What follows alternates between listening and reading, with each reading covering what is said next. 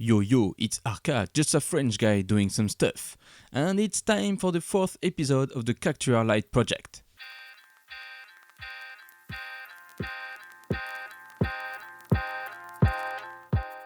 We are reaching a big step. In the previous episode, we finished the body and now we can start some painting stuff. Before that, I got the courage to use epoxy for the first time ever. I 3D printed a lot of stuff for years and I always avoided to use this kind of dangerous stuff because it's chemical, stinky and messy. But as I wanted to show you something cool and I already put a lot of effort to arrive at this step, I cannot simply paint the model and let all these printing marks on it.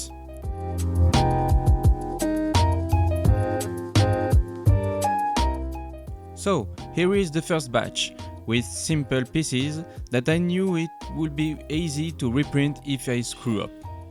Of course, it's pretty simple and I successfully did it on the first try. The result is very cool. I can't feel printing layers anymore and now I know that a little amount of epoxy can cover a lot of pieces. And this is a good thing because it's quite expensive.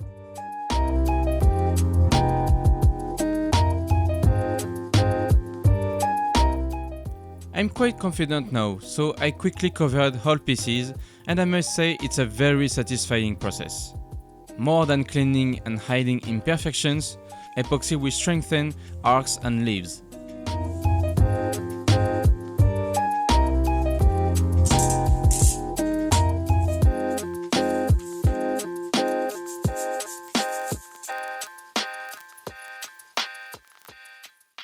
I took some yogurt pots of my children as a recipient for my epoxy mix. As you can see, it's small and this is way sufficient. It's almost time to paint.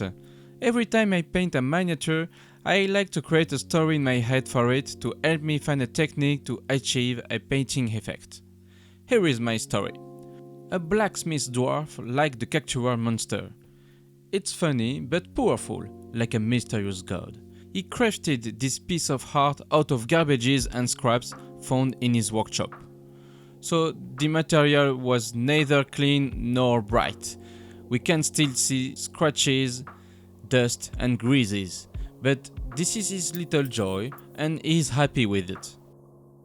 It's simple, right? Keep this story in mind. Now, after a first layer of grey primer, I sprayed a layer of silver. The result was very clean. The epoxy layer did a great job and it should be enough if I wanted to sell it as a toy. But this is not my goal. I did a quick test using diluted black ink just to see the effect, and clearly it was too cheap, too simple and too obvious. The moment I recorded this process, I didn't have a black primer spray anymore, and my wife had to release a second baby soon. I decided to quickly wash the entire model with black ink to get my grease effect, and it was awful. But now the shiny silver tone is gone and it's cool. I painted the bulb with a classic dry brushing technique, and clearly the whole crap dirty effect becomes interesting.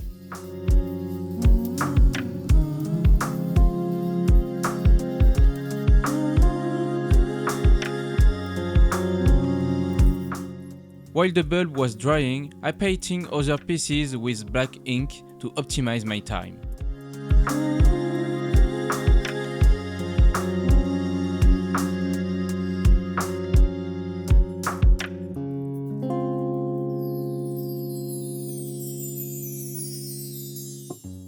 Before going any further, I wanted to validate my dry brushing technique by immediately painting the second bulb.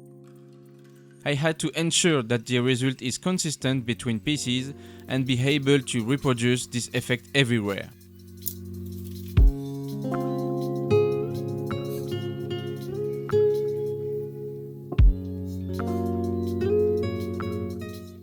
And it was a good idea to do that because results were different between them. So after choosing the right effect, I put a new layer of black ink on the bad one to do it again, and now I'm confident.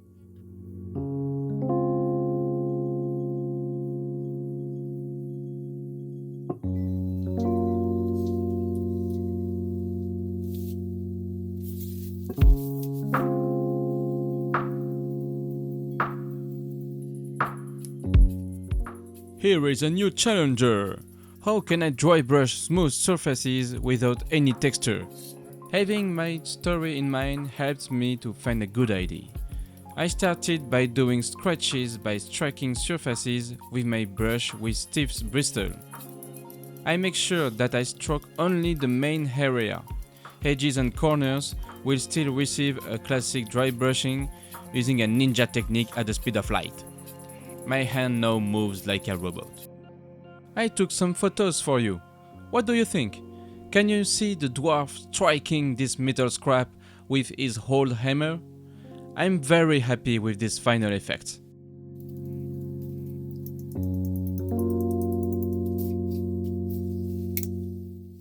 Like with my bulbs, I painted a new flat piece and I was able to directly validate my techniques.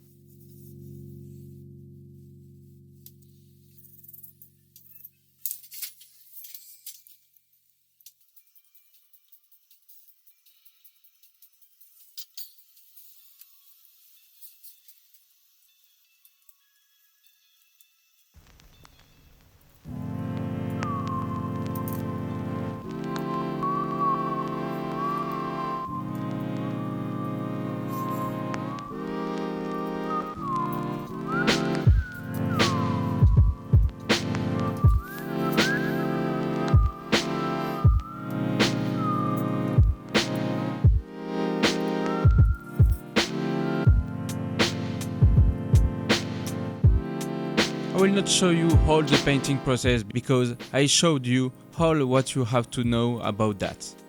Let's jump to the only pieces that needed some real skills.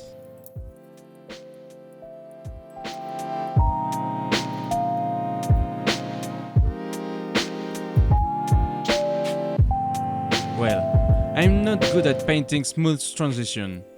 I really should take some time to look at some videos on the internet. I must say I mainly paint by instinct rather by technique or methodology.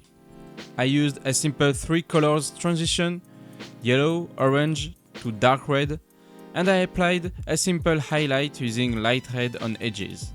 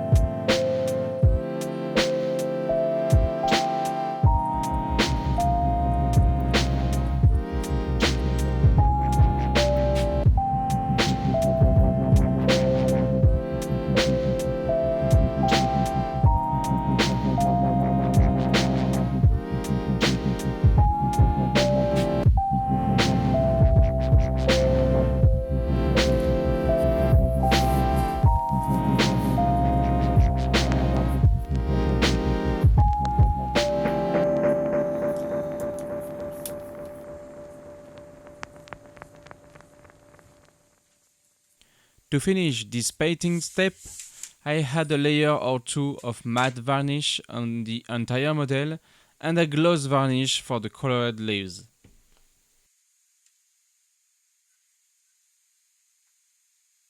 In the last part of this episode, we will talk about the electrical wiring process.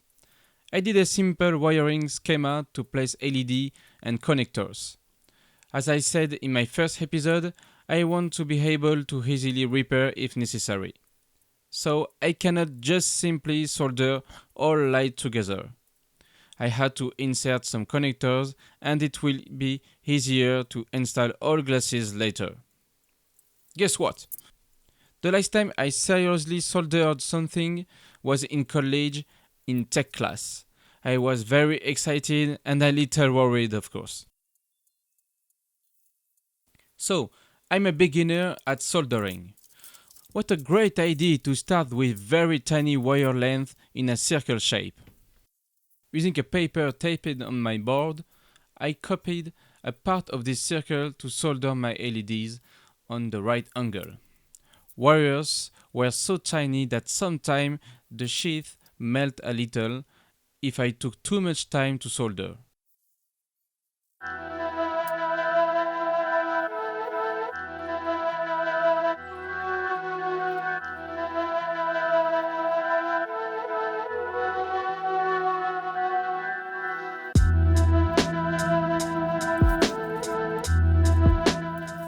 Finally, I successfully soldered all my lights and it works!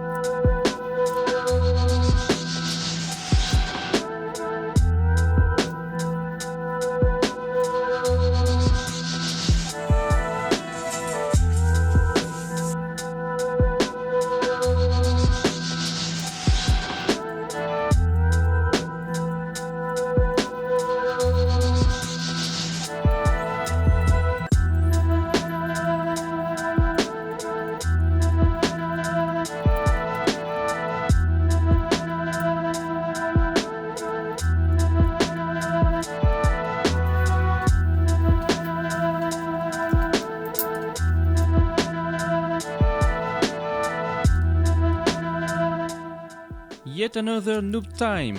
I completely forgot to install heat shrinkable sleeves before soldering.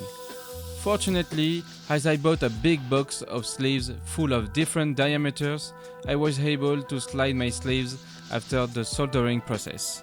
It's beautiful!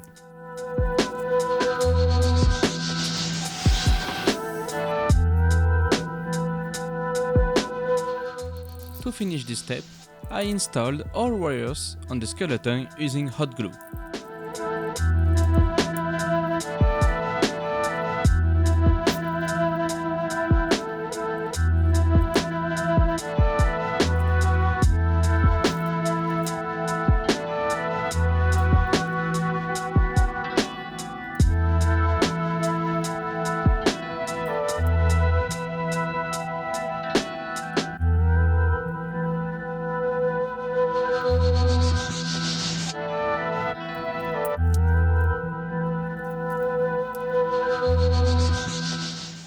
I'm sure you noticed some parts have their glasses already installed.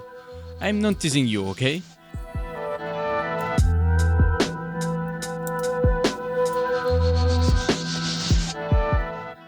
I needed to do some tests just to validate if I'm not doing something conceptually wrong.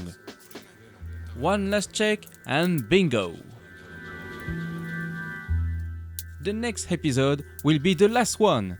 We will just have to install all glasses and finally rest in peace. Be sure to not miss this episode by subscribing on my little channel. Have a nice day!